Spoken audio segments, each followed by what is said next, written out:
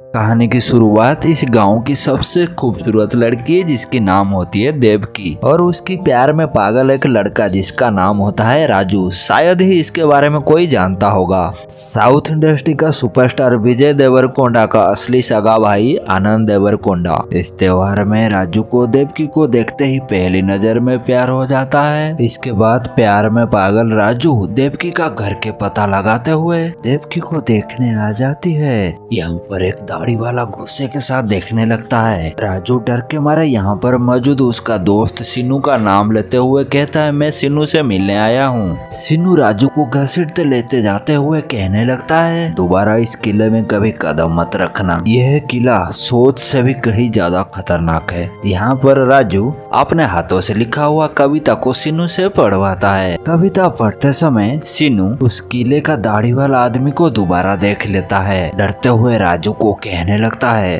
देख भाई, इस गांव में प्यार करना इतना आसान नहीं है। लेकिन राजू यहाँ पर कहने लगता है, छोड़ना, बेकार में तू डरता है। एक दिन राजू अपने दोस्तों से किले का टेलीफोन नंबर लेकर फोन लगाते हुए देवकी को कविता की मदद से अपना प्यार का इजहार करता है। देवकी को यह कविता बहुत अच्छी लगी और वह इस कविता को नोट करने लगती है। उसी रात को राजू देवकी को मिलने आता है और इशारे में कहने लगता है, फोन में कविता बोलने वाला वह शख्स मैं ही था। यहाँ पर हमें पता चलता है देवकी को वह कविता के साथ राजू भी अच्छे लगने लगा है। इसके बाद यहाँ पर राजू का कुछ सीन दिखाई देता है जिसमें राजू बहुत गरीब फैमिली से बिलोंग करता है और उसका माँ बाप इस किले के मालिक से कुछ कर्जा उधारी लिए थे। यहाँ पर राजू को पता चलता है वह कर्जा को 2 गुना बढ़ा चुके हैं और वह लोग उनके जमीन को हड़पना चाहते हैं। यहाँ पर रजिस्ट्री ऑफिस में देवकी को जैसे पता चलती है यह जमीन राजू का है, वह यहाँ पर बिना साइन के यहाँ से चली जाती है। एक दिन देखते हैं पीछा करते हुए राजू जो कि बारिश में भीग रहा था। देवकी यहाँ पर अपना छाता देते हुए यहाँ से चली जाती है और राजू को पता चलता है कि देवकी भी उसके प्यार में पड़ चुकी है। आगे देखते हैं इस गांव में एक तहसीलदार की मरने की वजह से इस गांव में दंगे होने लगता है और इसी वजह से देवकी के पिताजी गांव से कुछ दिन के लिए बाहर भेजना चाहता है। लेकिन राजू कुछ ऐसा करता है जिस वजह से देवकी को वापस अपने किले पर आना पड़ती है।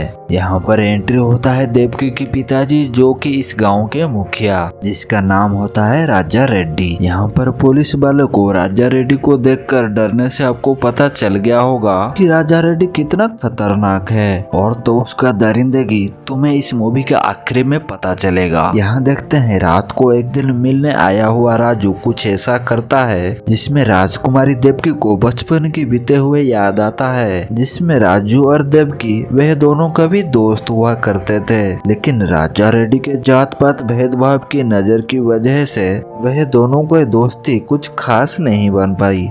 देवकी को यहाँ पर राजू के ऊपर पहले से तो प्यार था ही। जैसे ही देवकी को पता चली वह बचपन की दोस्त राजू था, अब वह राजू को पूरी तरह से अपने मन से चाहने लगी है। इसी बीच राजू का हर रोज रात को मिलने आते समय एक दिन रात को जोर से बारिश होने लगता है। इस बारिश की रात में राजा रेड्डी अपनी सुंदर सी नौकरानी के ऊपर बुरी नजर डालते हुए दरवाजे बंद करने के लिए कहता है और उसके साथ पूरे संबंध भी रखने लगता है। इसी के साथ हम आगे देखते हैं राजू के प्यार में पड़ी हुई देवकी राजू के बारे में सोचने लगती है और अपनी सुंदरता को भी बढ़ाने लगती है। शीशे पर खुद को देखती हुई आंखों में काजल लगाती हुई बिंदी लगाने के साथ एक प्यारा सा मुस्कुराहट देने लगती है। अभी पता चलती है देवकी राजू के प्यार में पूरी तरह से पड़ चुकी है, मानो कि ऐसे लगता है राजू को अपने बाहों में पाना चाहती हो। आखिर में वह रात आ ही गई जिसमें राजू और देवकी दोनों मिलने वाली है, जिसमें देवकी पूरी तरह से तैयार होकर राजू के पास मिलने आई है।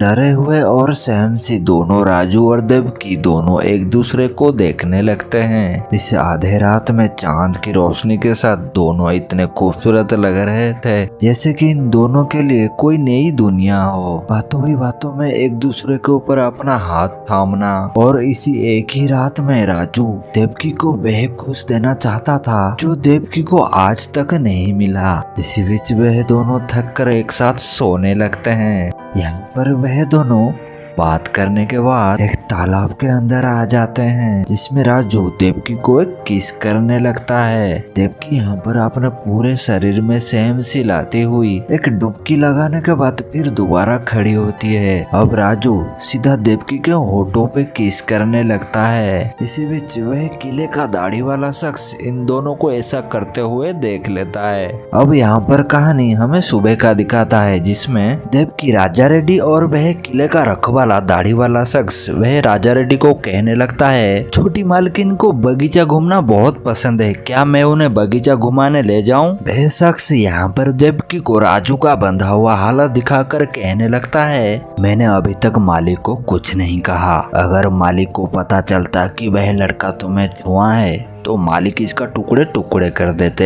मैं सिर्फ तुम्हारा हुक्म का इंतजार कर रहा हूँ, बोलो इसके साथ क्या किया जाए। देवकी यहाँ पर कहने लगता है, उससे तो मैंने भी छुआ ना, अभी तक जितना किया है वो बहुत है, अभी उनको जाने दो। इतना कहकर यहाँ से चली जाती है। यहाँ पर हम आगे देखते हैं राजू का मार खाने की वजह से घाव इतना गहरा था। ऐसे हालत को देखते हुए राजू का माँ बाप बहुत परेशान हो रहे थे।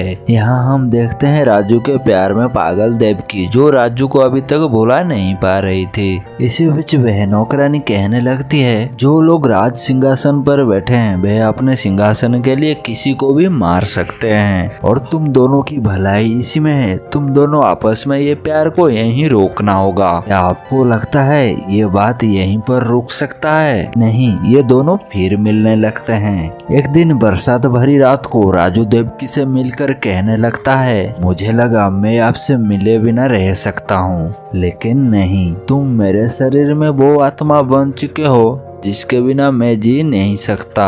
देवकी कई दिनों के बाद राजू को अपने पास देखता हुआ खुद को नहीं रोक पाती। वह राजू को सीधा होठों पे किस करने लगती है। अब इन दोनों का ऐसा करता हुआ राजा रेड्डी देख लेता है। यहाँ पर राजू के जाने के बाद देवकी को पता चलती है पापा को सब कुछ पता चल चुकी है।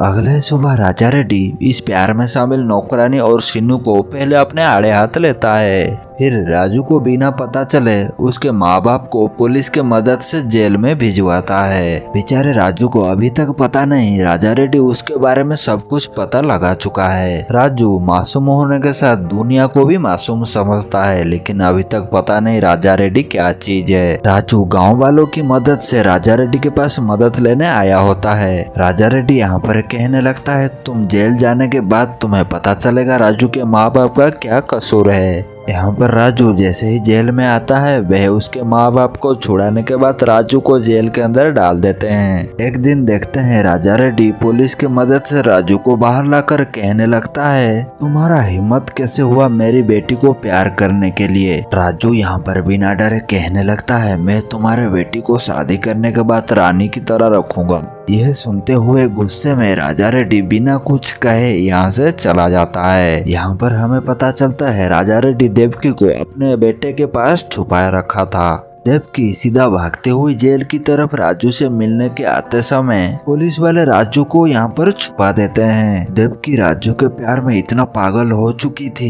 बेचारी लड़की अब सभी लाज शर्म को छोड़ते हुए रोती हुई राजू को ढूंढने लगती है। कहती है, प्लीज मुझे राजू से एक बार मिलने दो। लेकिन देवकी का कोई बात ना सुनते हुए देवकी को किले के अंदर एक कमरे में बंद कर देते हैं। यहाँ हम देखते हैं राजू को बाहर लेकर एनकाउंटर करते समय यहाँ से सीधा भागता हुआ किले में आ जाता है। यहाँ से दोनों भागते हुए राजा रेड्डी के बेटे के पास आ जाते हैं। वह इस बात को राजा रेड्डी को बताने लगता है। राजा रेड्डी यहाँ पर आगे क्या करने वाला है अपने बेटे को सब कुछ बता देता है। इसी बीच राजू के माँ बाप के साथ सभी गाँव वालों राजा रेड्डी के सामने राजू के जान को भीख मांगते हैं। यहाँ पर देवकी के भाई ऐसे नाटक करता है। बेचारी देवकी राजू को कहने लगती है, देखा मैं कह रही थी मेरे भाई सबसे अच्छा है, मेरे खुशी के लिए वो कुछ भी कर सकते हैं। लेकिन नहीं, रास्ते में गाड़ी रुकवा कर अपने बहन सहित राजू को पहले गोली मारकर मार देता है। इसके बाद गाड़ी में पेट्रोल छिड़कते हुए गाड़ी के साथ दोनों को जला देता है। यहाँ हमें पता चलता है राजा रेड्डी कितना खतरनाक है। इसी के साथ ये मूवी यहाँ पर खत्म होता है। अगर आपको ये मूवी अच्छा लगा तो कमेंट करना मत भूलना, और हाँ, लाइक शेयर सब्सक्राइब करना भी मत भूलना। Till then take care and thank you for watching.